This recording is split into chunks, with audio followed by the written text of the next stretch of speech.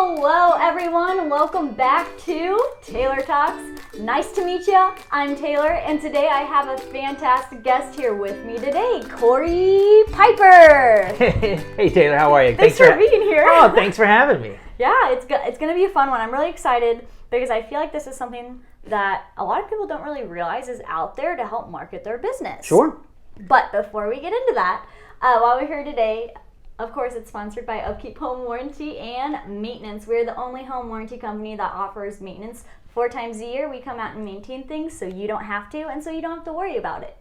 And I do want to mention before we get started, so we are still doing our vacation referral contest. And basically what that is for every one time you refer us for realtors and clients, your name will go into the drawing. And we do it every quarter. So this last one is actually ending today, but we are starting up another one for the next quarter. So that's all I got to say about that, but let me get into Corey. Okay, Corey, so what is your company? So I own a video production company called the Piper Media Group, and we pretty much just help people and organizations attract attention with intention. Okay, so how do you do that, I guess? So that's a very good question. I'm glad you asked it. I think that's what you're supposed to say when somebody asks you a question. To be like, what if I just went on? I'm like, oh, okay. Ask something that had nothing to do with it. That's funny. So, in a nutshell, I find out what a company has needs, or if the company has needs that I can help solve. Some of those needs are telling their brand story. An example would be, I have a meeting coming up with a company who has 3 generations of ownership. They're coming up on their centennial. Wow. And they're going to have an event, and they want they want some people to pitch video concepts to them. So I'm going to meet with them, tell the story of grandfather, father, and grandson, and the people they've impacted and things like that. That's one thing. Another thing is, say you've got a new product you're putting out, and you want to help get the word out. So I'll come in, we'll create a concept for the video, we'll do script it out, all that, shoot it, edit it, get it delivered, make it nice and pretty, and then you can push that out to social media, or I can help you do that. So I create commercials to basically draw attention to your company. Wow. Or your personal things. And then the last thing I've been really pushing lately that's starting to catch wind is one of the big problems everybody has right now is finding talent. Yep. Nobody has anybody. Everybody needs people. Nobody can find them. Yeah. So, and I've asked people, what have you done to differentiate yourself from ABC company down the road? And to a man, everyone has said, nothing, I guess. Yeah. So I've encouraged people, and I've used a couple clients of mine already, to create recruitment videos. Certain organizations hire certain types of people over and over again. Yeah. Say a car dealership. Car dealership has mechanics. Mm-hmm. They have parts people, sales people, service managers, parts managers, and they all have those same things. So if you own 10 car dealerships and you need to hire service managers often, we can create you a reel for service managers that has your branding, your company, your people on it. Okay. And then every time you put an ad in the online or something like that, or LinkedIn, Indeed or something, put this video on there. Yeah. Because video grabs attention, and it's consumed and it's shared 200% more often than just pictures or text combined. Okay. So it's pretty intense. So does video really help your marketing? Do you really need it? Well, that's another great question. I'm so glad I told you to ask. So, bottom line is, it's 2022.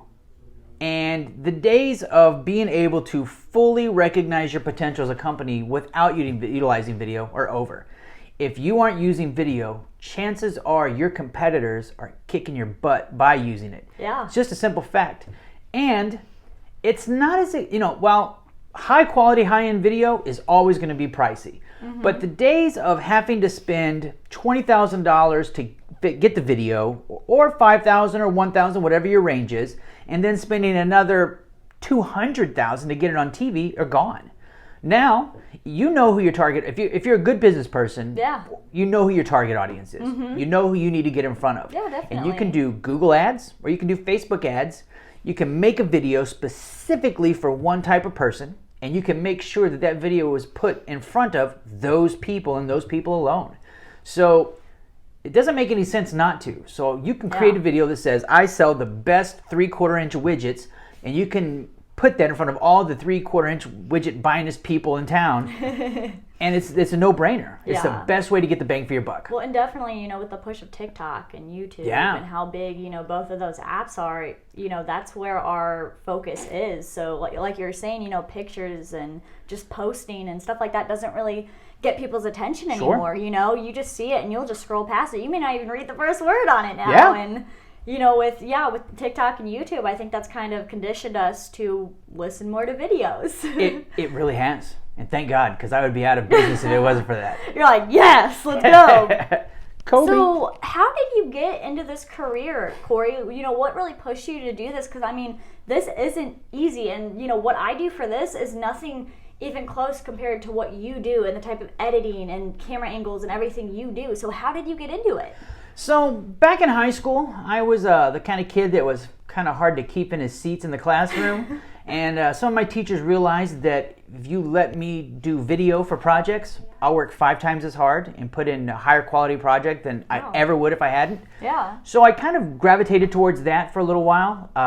Then I joined the military, kind of got out. Then fast forward about 8 years ago, somebody left a camera at my house after we had a party one night. I was homesick, shot video with it, took it downstairs on my computer, downloaded a free editing thing, and immediately I was all into it again. Within 2 weeks, I had scripts written, and I started filming my wife and her friends doing stupid skits in our kitchen. Thank you, baby. I'm sorry. And, then it just kind of blew up. Yeah. Caught wind, started doing independent feature films, short movies, stuff like that. And then I said, wait a minute. I can help people. I like telling stories. I like moving people. So I just started pushing towards commercial videography and cinematography. And that's why you're talking to me today. There you go. So what is your favorite part of all this? Is it the filming, the editing? What is this thing that really gets you up in the morning to do this? Sure. Another great question. So I can honestly say that I love every part of the process.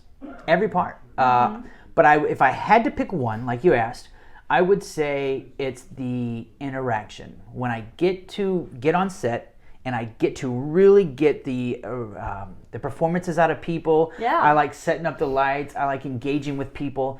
I like how when I first pitch the idea of video to somebody, they say, "Oh, that sounds neat," and then immediately their brain just starts saying, "You don't want to be on camera. What are you going to say? You're going to look like an idiot, blah, blah, blah." And I am able to coach them past that to where they're very natural. And when I give them the final product, and they're just blown away at how good they look and how smart and how competent they look and appear on the thing. Yeah. That's my favorite part, is the reveal.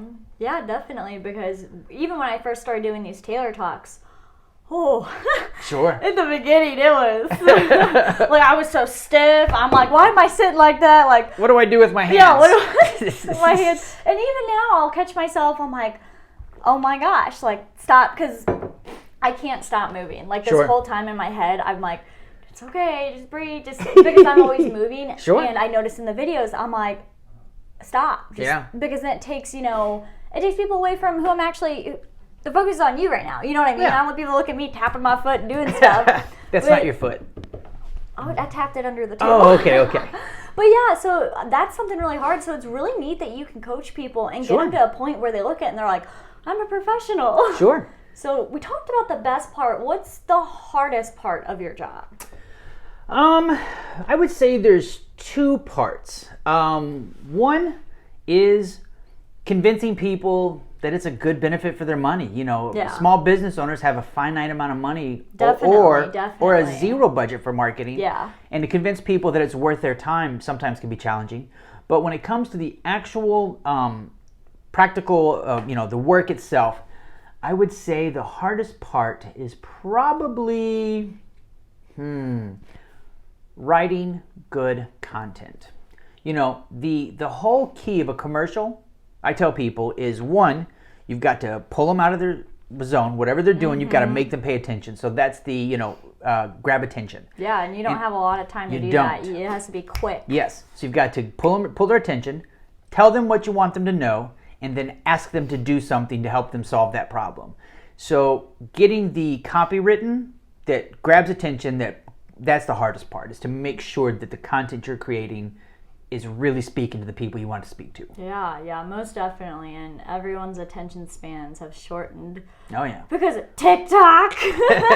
But I mean, who doesn't love that, like, the dance crazes and Oh all that my stuff? gosh, I can't even say anything. I love it so much. Yeah, I was actually shooting a wedding last fall. Yeah. And they actually did a TikTok dance in the ceremony. They stopped the wedding, the bride and the groom turned around and were like doing this dance routine with all their bridal party and all that stuff. And I was like, I can't believe this is happening in real life. I wish I did that. That's the world now. Now I'm jealous. That would have been so fun. Well, you could get married again. I mean, just invite everybody. See if your mom and dad will help chip in for the TikTok and stuff. Oh my gosh, not again. That was, well, because we got married during COVID. So that was, wow. Yeah, so I didn't even think about like any extra stuff just because I didn't know if the wedding was going to happen with everything shut down. Yeah. Well, dang. So you do weddings too?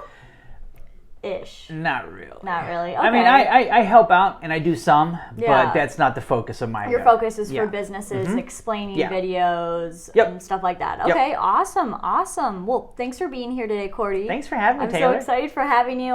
Guys, if you need anything, this is really good if you need to explain, like he said, hiring videos, finding people, because a lot of companies are like, oh, I need people. Well, a lot of people out there probably don't actually know what your company's hiring for or what they need to have to get that position. So he's a great resource for that. Or what else out there? I mean, anything almost. Business-wise. Another thing business-wise that I'm noticing a big trend in is testimonial videos.